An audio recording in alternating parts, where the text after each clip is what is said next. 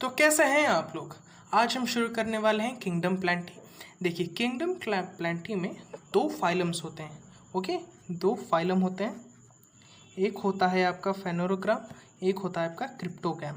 अब बात यह है कि मैं सीधा चैप्टर के अंदर मूव ऑन नहीं करने वाला हूँ। बॉटनी में कई बार ऐसा होता है कि आपको कुछ टर्म्स मालूम नहीं होते या फिर उनका डेफिनेशन तो आता है लेकिन सही तरह से आप उसको यूज़ नहीं कर पाते, समझ नहीं पाते। इस चैप्टर में तो बहुत ही इंपॉर्टेंट टर्म्स हैं, स्पोरोफाइट और गैमेटोफाइट, जिनको समझने के बाद ही आप इस चैप्टर को समझ पाएंगे क्योंकि ये हर वक्त यूज़ में आएगा। देखिए मैं आपको अभी इसके बारे में कुछ बताने वाला हूँ, लेकिन हो सकता है कि आपको ये अचानक से समझ में ना आए। जैसे ही मैं चैप्टर में इसको यूज़ करूँ तो शायद आपको समझ में आ जाए। तो फिर अगर मैं पहले चैप्टर में यूज़ करने से ही इसको समझ में आएगा तो मैं पहले क्यों बता रहा हूँ। पहले इसलिए बता रहा हूँ कि आपको थोड़ा ओवरव्यू हो, क्योंकि अचानक से चैप्टर में समझा दूंगा तो समझ में नहीं आएगा। तो चलिए शुरू करते हैं। गैमेटोफाइट और स्पोरोफाइट। देखिए फाइट का अर्थ है, इधर फाइट का अर्थ है एक फॉर्म। ओके, कि वो प्लांट किस फॉर्म में रहता है। प्लांट लाइफ हमारी ह्यूमन लाइफ से डिफरेंट होता है। ह्यूमन लाइफ में क्या होता है, दो पेरेंट्स होते हैं, उनके एक का स्पर्म होता है, एक का ओवम होता है, दोनों मिलके एक जाइगोट फॉर्म करते हैं जो एक और ह्यूमन को प्रोड्यूस करता है। प्लांट लाइफ इतनी सिंपल नहीं होती है। प्लांट लाइफ में दो स्टेजेस ऑल्टरनेट होते हैं, एक के बाद एक आते हैं। वो दोनों कौन है, वो है एक गैमेटोफाइट, दो है स्पोरोफाइट। किसी भी प्लांट लाइफ में किसी भी प्लांट लाइफ में ये दोनों स्टेजेस होती ही हैं। कई बार आपने ये सुना होगा कि लोग बोलते हैं ये प्लांट गैमेटोफाइट है, फिर बोलते हैं ये प्लांट स्पोरोफाइट है। तो एग्जैक्टली अगर ये गैमेटोफाइट और स्पोरोफाइट दो लाइफ साइकिल्स हैं तो लोग प्लांट्स को नाम क्यों दे देते हैं गैमेटोफाइट और स्पोरोफाइट। मैं आपको अभी ये राज बताने वाला हूँ कि प्लांट लाइफ का दो साइकिल होते हैं, गैमेटोफाइट और स्पोरोफाइट। अगर किसी प्लांट में गैमेटोफाइट मोर ड्यूरेशन में रहता है, यानी कि मान लीजिए मैं एक एक्टर हूँ। अब अगर पूरे 24 घंटे में मुझे दो तरह की एक्टिंग करनी है, एक पुलिस वाले की और एक टीचर की एक्टिंग। अगर मैं पुलिस वाले की एक्टिंग 5 घंटे करता हूँ और टीचर की एक्टिंग 2 घंटे करता हूँ तो दिन के एंड में मैं पुलिस वाला कहला जाऊंगा। लेकिन अगर ठीक उसी समय मैं इधर टीचर के एक्टिंग को 2 नहीं बल्कि 6 घंटे कर लेता हूँ, तो अभी देखिए 5 घंटे ज़्यादा है, 6 घंटे ज़्यादा है। तो अगर मैं टीचर की एक्टिंग 6 घंटे करता हूँ तो मैं एक टीचर बन जाता हूँ। दिन के एंड में मैं एक एक्टर हूँ और मैं जो भी एक्टिंग ज़्यादा टाइम के लिए करता हूँ दिन के एंड पे मैं वहीं बन जाता हूँ। ठीक उसी तरह प्लांट लाइफ में आपके पास दो लाइफ साइकिल्स होते हैं, एक गैमेटोफाइट एक स्पोरोफाइट। एक प्लांट के दो भेष होते हैं, दो अवतार होते हैं। अब वो प्लांट अपने जीवन के दौरान जिस अवतार में ज़्यादा समय तक रहता है, जिस फॉर्म में ज़्यादा समय तक रहता है, हम उसे वही मान लेते हैं। जनरली क्या होता है कि जो लेस डिफरेंशिएटेड या फिर जो प्रिमिटिव प्लांट्स हैं वो ज़्यादातर गैमेटोफाइट होते हैं। मतलब वो गैमेटोफाइट, उनको मैंने नाम दे दिया, मतलब वो अपने लाइफ में ज़्यादातर समय गैमेट बनकर रहते हैं। और कुछ जो बड़े प्लांट्स होते हैं, आम के पेड़ हो गए, खजूर के पेड़ हो गए, जितने बड़े बड़े प्लांट्स होते हैं जो ज़्यादा डिफरेंशिएटेड हैं वो ज़्यादातर स्पोरोफाइट में रहते हैं। आपने ये तो बता दिया कि गैमेटोफाइट और स्पोरोफाइट कब कहते हैं, लेकिन आखिर ये दोनों चीज़ें हैं क्या। आपको बहुत से लोग बहुत सी बातें बोलेंगे कि ये है वो है।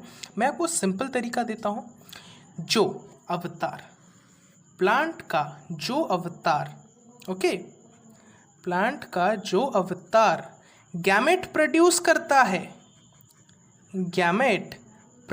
करता है वो होता है गैमेटोफाइट। और जो अवतार स्पोर फॉर्मेशन करता है वो होता है स्पोरोफाइट, सिंपल। ओके, अब क्या है, एक एग्जांपल ले लेते हैं। मान लीजिए एक आम का पेड़ है। ओके, अब ये आम का पेड़ किस स्टेज में है? ये आम का पेड़ जो है वो अभी स्पोरोफाइट के स्टेज में। कैसे? ये आम का पेड़ जो है, मान लीजिए इसके पास एक फूल होगा। ओके, इसके पास इसका फूल ऐसा होगा। ओके, इसके फूल, इस पे एंथर होगा, इसमें यहाँ पर उसका पेस्टल हो जाएगा। ओके, थोड़ा चेंज कर लेते हैं। इस एंथर में पोलन ग्रेन्स आएंगे, बस एग्जैक्टली वो पोलन ग्रेन्स जो है इसके स्पोर्स हैं। ये पोलन ग्रेन्स जो है गैमेट स्टोर कर, देखिए गैमेट स्टोरेज में हेल्प करते हैं। देखिए स्पोर क्या करता है, ये जो प्लांट बॉडी है स्पोर प्रोड्यूस करता है। अब ये स्पोर क्या करेंगे, स्पोर जाके, ओके, ये आपका स्टिग्मा हो गया, स्टाइल हो गया, ओवारी हो गया।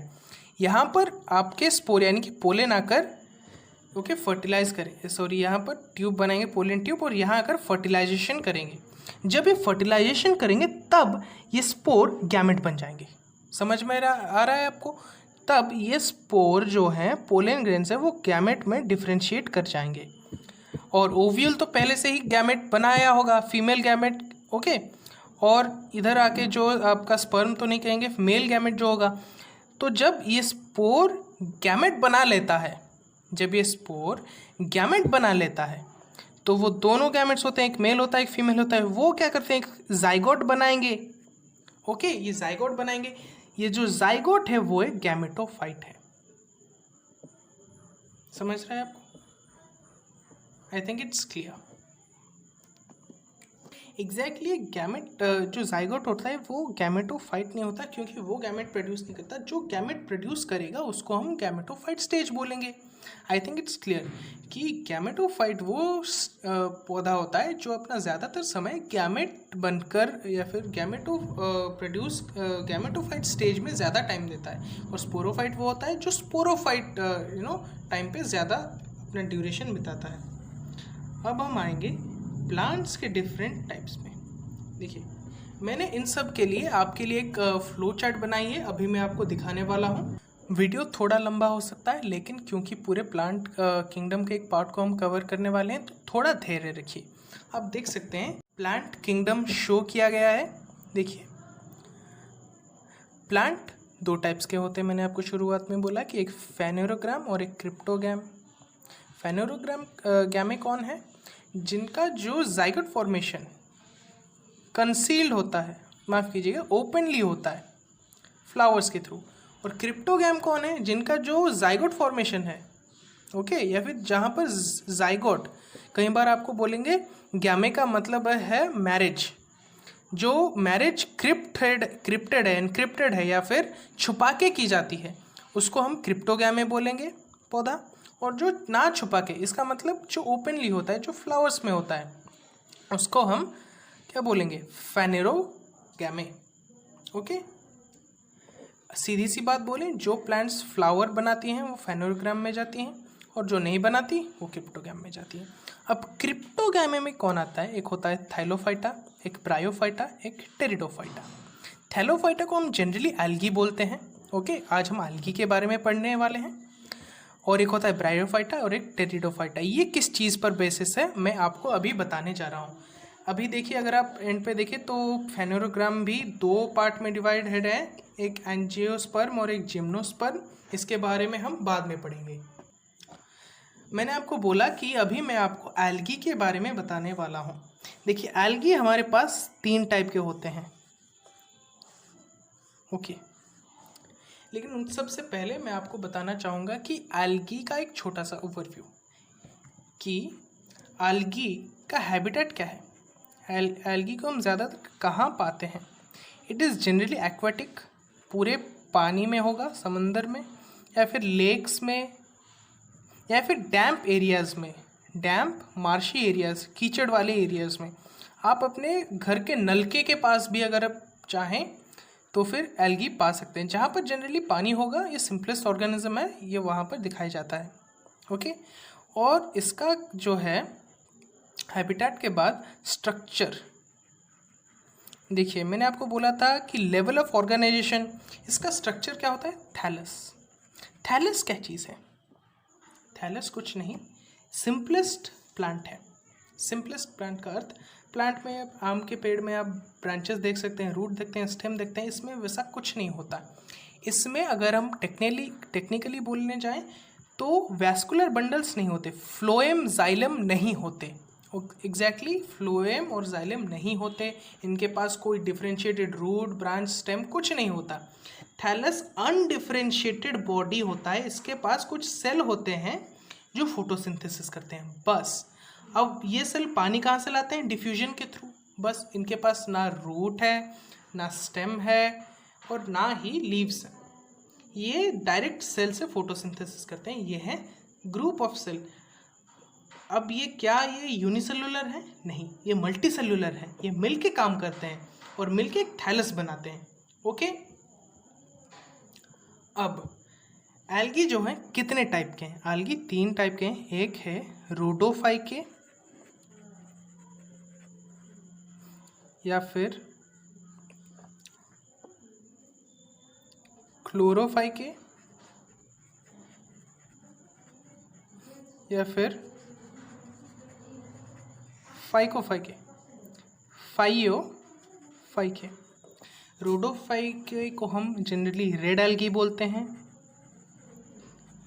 क्लोरोफाइके को ग्रीन, फाइके को ब्राउन को बोलते हैं। ओके, तो आखिर इनमें ये सब कहाँ होता है, इनमें ये डिफरेंशिएशन कहाँ होता है, इनमें डिफरेंशिएशन आता है स्टोरेज ऑफ फूड में। ओके, आई थिंक मैं आपको एक बॉक्स बना के दिखाऊं तो ज़्यादा बेहतर रहेगा। देखिए इन सब का जो एल्गीज हैं उन सब का यूजेस एक बार पढ़ लेते हैं, फिर हम मूव करेंगे टाइप्स ऑफ एल्गी में। यूजेस क्या होते हैं, मैं आपको ये सवाल ज़्यादातर आते हैं कि more than 50% of the CO2 fixation, plants क्या करते हैं, CO2 लेते हैं और ग्लूकोज बनाते हैं और ऑक्सीजन रिलीज करते हैं। तो 50% से भी ज़्यादा CO2 है जो वो एल्गी ही बनाते हैं। और क्या है, some algae are used in making jelly, some are used as food also by astronauts. Okay, कुछ हाइड्रोकोलॉइड्स भी होते हैं। हाइड्रोकोलॉइड क्या है, हाइड्रोकोलॉइड वो चीज़ें हैं जो पानी ऑब्जॉर्व कर सकते हैं। आप देखने होंगे जार्स में, बॉटल्स में, ओके, छोटे छोटे बॉल्स होंगे, वो होंगे हाइड्रोकोलॉइड्स। ये तो उनके यूजेस हो गए। अब बारी है डिटेल्स में इन चीज़ों को पढ़ने की। देखिए जब इन्फॉर्मेशन ज़्यादा होता है तब एक अच्छा मेथड रहता है उसको याद रखने का, टेबल बना के याद रखने का। ओके, इस टेबल में हम क्या पाएंगे, टाइप ऑफ एल्गी, उस एल्गी में पिगमेंट क्या है और वो फूड किस तरह स्टोर करती है। जनरली अगर हम एल्गी को पढ़ना चाहें तो उसके हैबिटेट को देखेंगे, ओके, उसके फूड स्टोरेज मेथड, उसके स्ट्रक्चर को देखेंगे, क्योंकि एल्गी है इनका स्ट्रक्चर तकरीबन सेम रहेगा एक्सेप्ट फॉर दी पिगमेंट्स, जो कि मैं आपको बताऊंगा। और एग्ज़ाम में सबसे बड़ी चीज़ जो आती है वो होती है एग्जाम्पल, किस एल्गी में एग्जाम्पल कौन सा है। ओके, तो चलिए शुरू करते हैं। सबसे पहले हमारे पास आता है क्लोरोफाइके,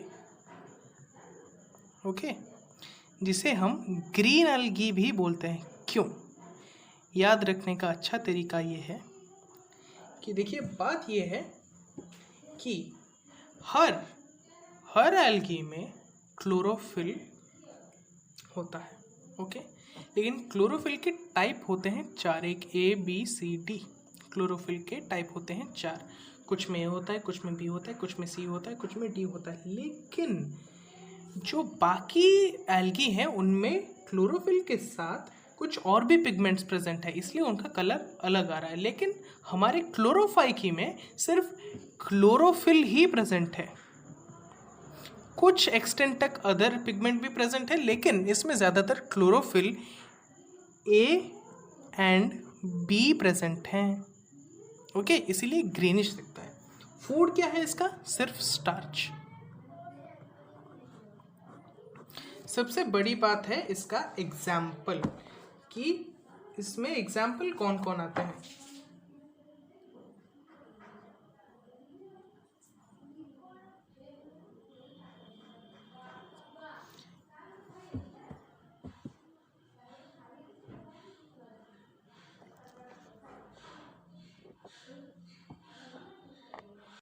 सबसे पहला एग्जाम्पल आएगा आपका यूलोथ्रिक्स। देखिए एग्जाम्पल सिर्फ याद रखने के लिए है, बाकी मैं आपको डिटेल में इसके बाद में पढ़ाऊँगा। जस्ट इसके बाद रिप्रोडक्शन में एक होता है स्पाइरोगाइरा, ओके, एक होता है क्लामाइडोमोनास,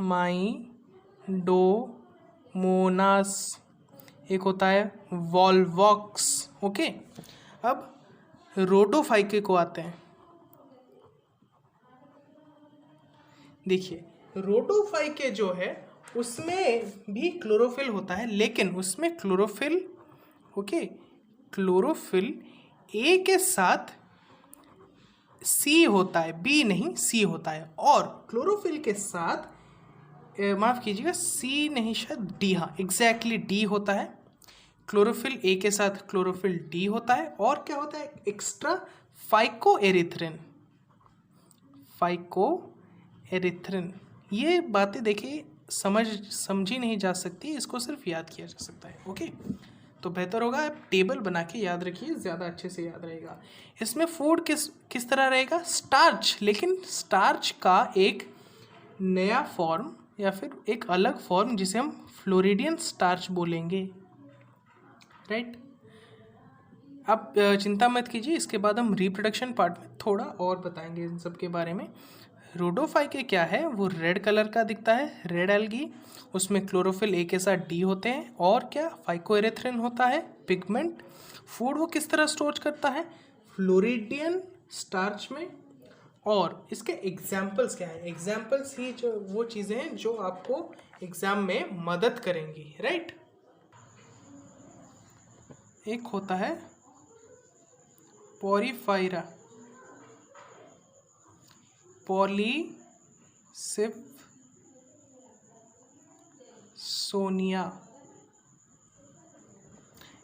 और एक होता है जेलिडियम, और एक होता है ग्रासिलारा। अब उसके बाद आता है हमारे पास फाइयोफाइकी। इसमें क्लोरोफिल कौन से होंगे, ए हर चीज़ में कॉमन है। गेस कीजिए और कौन बाकी रह गया, सी। तो क्लोरोफाइके ग्रीन एल्गी में कौन है, क्लोरोफिल ए और बी। रोडोफाइके में क्लोरोफिल ए और डी। फाइकोफाइके में फाइयोफाइकी में ए और सी। तो ये आसान याद रखने में होगा कि सब में क्लोरोफिल ए तो प्रेजेंट है, लेकिन ग्रीन एल्गी में बी प्रेजेंट है, रोडोफाइके में यानी रेड में डी प्रेजेंट है, और फाइयोफाइकी में सी प्रेजेंट है। उसके साथ ये ए बी सी डी क्या है, ये क्लोरोफिल के ही डिफरेंट टाइप्स हैं, ओके।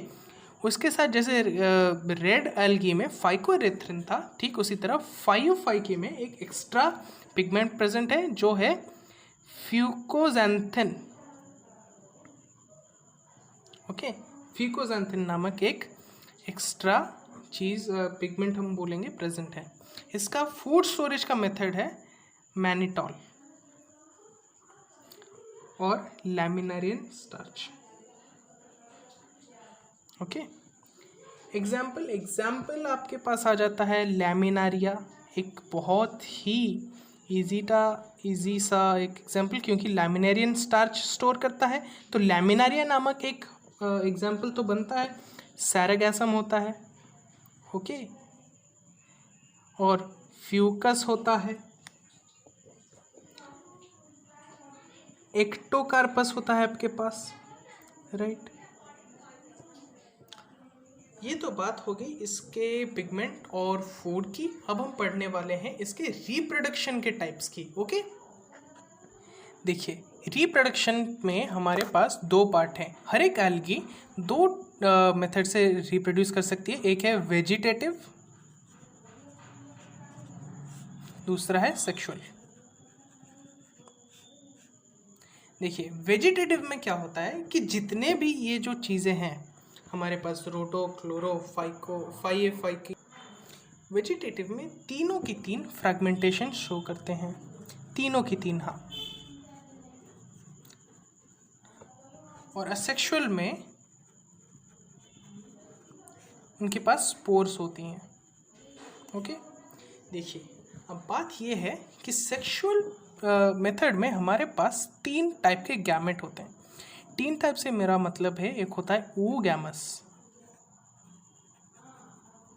एक होता है आइसोगैमस, एक होता है अनाइसोगैमस। और खुशी की बात यह है कि तीनों एल्गी ये मेथड शो करते हैं, तीनों एल्गी वेजिटेटिव फ्रेगमेंटेशन भी शो करते हैं और असेक्सुअल भी।